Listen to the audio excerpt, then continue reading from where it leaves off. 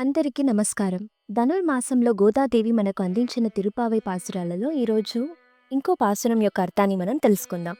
ముందుగా తమిళ్లో నేను పాసురాన్ని చదివి వినిపిస్తాను. ఆ తర్వాత తెలుగులో అర్థాన్ని తెలుసుకుందాం.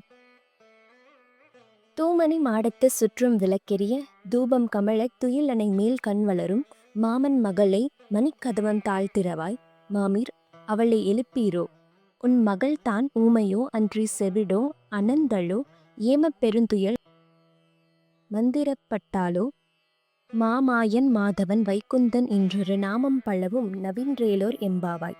5వ రోజు పాసురం నుండి ఇప్పటి వరకు అమ్మవారు తన స్నేహితురాలను నిద్రలేపుతున్నట్టుగా పాసురాలలో ఉంది. అందులో ఇది విశేషమైన పాసురం. ఇప్పుడు తన స్నేహితురాలు ఎలాంటి చోటులో పడుకున్నారో అన్నది మనకి తెలియచేస్తున్నారు. అక్కడ చుట్టూ దీపాలు వెలిగించి ఉన్నట్టుగా అమ్మవారు చెప్తున్నారు.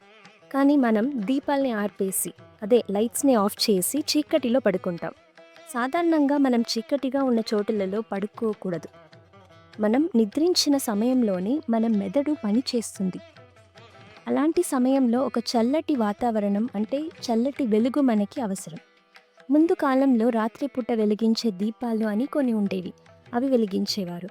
అలాగే తను పడుకున్న మంచం నవరత్నాలతో అలంకరించబడిన మంచం అని చెప్తున్నారు.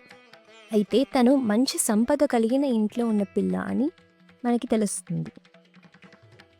ఇలా నిద్రించడానికి కావాల్సిన సౌకర్యాలతో తను నిద్రపోతుంది. ఇక్కడ తన స్నేహితురాలని మామ కూతురు అని పిలుస్తుంది.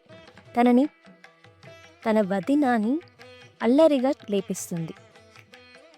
అలా లేపించినా లేవట్లేదు. అందుకే గోదాదేవి తన అత్తయ్యని తనని నిద్రలేపమని పిలుస్తున్నారు. అత్తయ్య తనకి చెవులు వినపడలేదా, లేదా మూగదానిగా అయిపోయిందా, లేదా మంత్రానికి కట్టుపడినట్టు అయిపోయిందా అని అడుగుతున్నారు. ఇలాంటివి ఏవైనా జరిగినా పర్లేదు, తనని లేపించి తీసుకురా అంటున్నారు. తన ఈ మాయలను తొలగించాలి అని కృష్ణుడు ఎదురు చూస్తున్నాడు అని గోదాదేవి చెప్తున్నారు. అలాగే ఈ కృష్ణుడి నామాన్ని పలికితే తనని ఈ మాయల నుండి విముక్తి కలిగిస్తాడు అని చెప్తుంది. ఈ పాసురంలో గోదాదేవి మనకు అందించే సందేశం ఏంటో తెలుసుకుందాం. ఎలాంటి కష్టాలు మనకు ఉన్నా కేవలం శ్రీమన్నారాయణుడి నామస్మరణ చేసినంత మాత్రానికి మనకి అందమైన ఎంతో సంతోషవంతమైన జీవితాన్ని అందించే కృష్ణుడిని ప్రార్థించాలి.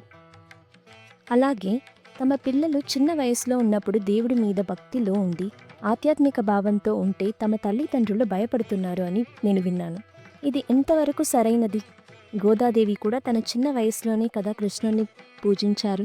అందుకే మన శక్తికి తగినట్టు మనం దేవుణ్ణి పూజిస్తూ ఉండాలి.